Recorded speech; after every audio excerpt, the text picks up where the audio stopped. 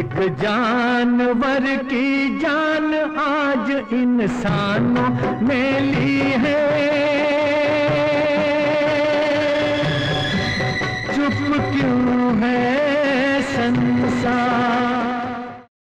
Hey hi hello welcome to my channel be aware by Sabi Khan. आज काफ़ी अरसे बाद में फिर से हाजिर हुआ हूँ आपकी खिदमत में।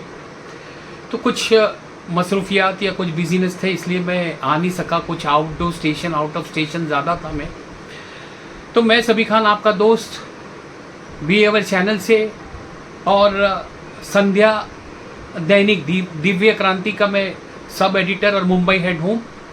तो आज का एक बहुत ही हॉट टॉपिक लेकर मैं आया हूँ जो कि अपने महाराष्ट्र में आजकल चल रहा है।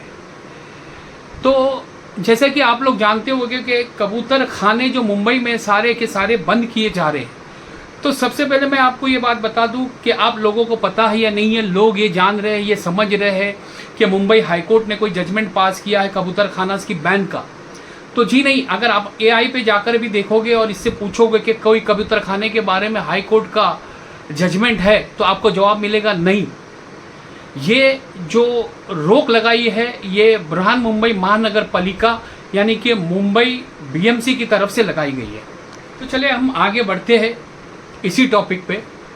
मेरा आज ये पूरी आवाम से सवाल है, पूरी महाराष्ट्र की आवाम से सवाल है, जनता से सवाल है, क्या कबूतर खतरनाक है या इंसान जहरीले?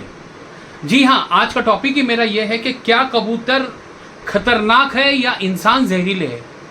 जी हाँ, मैं आपको बता दूं, हमें ये जानने की बहुत ज़रूरत है कि क्या ये कबूतर खानों का बैन और कबूतर को फीडिंग करने का बैन जो है पूरे महाराष्ट्र में लगाया गया है, और अगर लगाए गए तो इसके पीछे का कारण क्या है।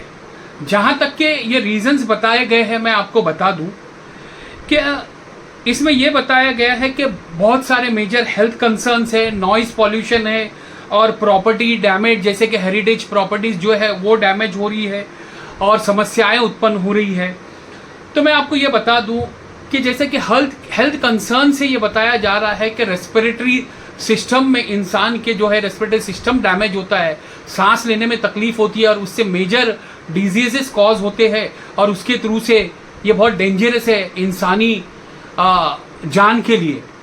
तो मैं यहाँ एक सवाल खड़ा करना चाहूँगा शासन से और जो भी कंसर्न डिपार्टमेंट है उनसे कि अगर ये बात है और रेस्पिरेटरी सिस्टम्स में जो अगर तकलीफ होती है और इससे डैमेजेस हो रहे हैं, तो क्या ये सरकार के पास आंकड़ा है कि अब तक इससे कितनी जाने गई है, और अगर आंकड़ा अगर है तो वो सबके सामने लाया जाए, उसे पेश किया जाए। रही बात दूसरी, क्या जो हेरिटेज बिल्डिंग्स है वो इसकी जो कबूतर की जो ड्रॉपिंग से यानी कि कबूतर जो गंदा करते हैं उससे डैमेज हो रहे हैं, तो मैं फिर यहाँ एक सवाल खड़े करना चाहूँगा सरकार से, क्या कितनी हेरिटेज बिल्डिंग्स डैमेजेस हुई है उसका कोई आंकड़ा सरकार देगी, और अगर देगी तो हमें वो आंकड़ा चाहिए according to structural audit of the building के साथ में। तो यहाँ पर ये बहुत ही गंभीर सवाल पैदा होते हैं कि बगैर किसी से कंसर्न किए हुए महानगर पालिका ने या कोई दूसरी अथॉरिटीज़ ने जो लोग जो है जो पिजन फीडिंग करते हैं, ना उनसे कुछ उनको कॉन्फिडेंस में लिया गया, ना कुछ किया गया और एक ये पाबंदी लाई गई है। आगे सरकार के ज़रिए से ये बताया जा रहा है पब्लिक में कि कबूतर के ड्रॉपिंग से और फेदर से, यानी कि कबूतर जो गंदा करता है और उसके जो पंख होते हैं उससे एक मतलब हार्मफुल डिजीजेस होती है, जैसे कि पेंथोहॉल्स, और उससे वायरसेस होते हैं और उसमें लंग की डिजीजेस होती है और क्रिप्टोकोकोसिस की भी डिजीजेस होती है। तो मैं यहाँ सरकार से एक आवेदन करूँगा, एक निवेदन करूँगा कि सरकार के पास में सरकारी डिपार्टमेंट है हाफकिंस institute of science and research, क्या उसकी फाइंडिंग से, उसकी रिपोर्ट से पब्लिक के सामने उजागर किए जाएगी ये रिपोर्ट के वाकई में ये डिजीजेस होती है। जी हाँ, काफ़ी हद तक के ये सही है कि होती होगी, लेकिन what is the percentage of the diseases और इसका कितना इफेक्ट पब्लिक पे पड़ रहा है और उसके बचाव के लिए क्या कर सकते हैं। तो मैं समझता हूँ ये ज़रूरी है कि इसमें से कोई हल निकाला जा सकता था, ना कि कबूतर का बैन किया जा सकता था। आगे मैं ये कहना चाहूँगा, जैसे कि अब जो खाना पीना कबूतर का बंद कर दिया जाएगा या बंद कर दिया गया है तकरीबन समझ लो, तो इससे जो कबूतरों में जो स्टार्वेशन होगा, यानी कि जो भूखमरी होगी, उसके ज़रिए से भूखमरी के वजह से जो कबूतर की कैजुअलिटीज़ होगी, जो मरेंगे, जो रास्ते पर गिरेंगे, तो क्या उनसे डिसीजेज नहीं फैलेगी? ये एक मेरा गंभीर सवाल सरकार से रहेगा। और मैं ये पूछना चाहूँगा सरकार से कि ऐसी तो बहुत सारी चीज़ें हैं जिससे जान की तकलीफ, जान का रिस्क है।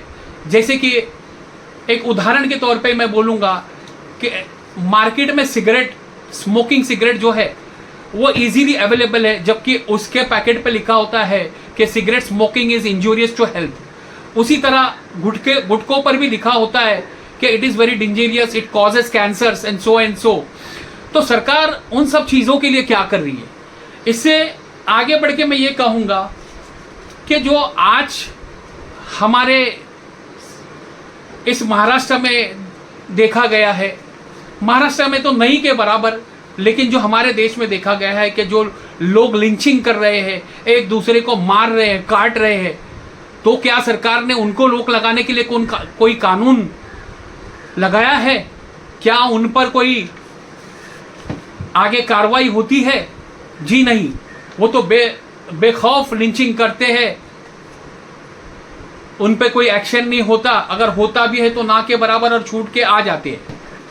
हमारे देश में यहाँ तक के देखा गया है कि बलात्कार करने वाले, रेप करने वाले लोगों को कोई सज़ा नहीं होती, बल्कि उनको हार फूल डालकर और मिठाइयाँ बांटकर उनको बाइज्जत बरी करके लाया जाता है, जैसे कि उन्होंने बहुत बड़ा काम किया है। आखिर में मैं सरकार से यही उम्मीद करूँगा कि सरकार इसमें कबूतरों के लिए कोई ना कोई रास्ता निकालेगी, कोई ना कोई एक उस पर पॉलिसी तय करेगी और अकॉर्डिंगली ऐसा कि जो कि पब्लिक को भी नुकसान ना हो और कबूतरों का भी ख्याल रखा जाए।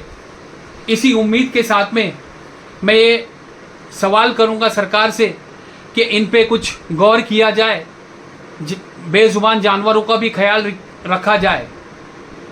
आज के लिए बस इतना ही। बस जाते जाते ये कहूँगा मैं कि मेरे वीडियो को लाइक शेयर ज़रूर कीजिए, सब्सक्राइब कीजिए मेरे चैनल को, और जहाँ तक के हो सके, जितना हो सके ज़्यादा से ज़्यादा शेयर कीजिए। और ये बताइए आप कि जानवर के प्रति भी आपका प्रेम है।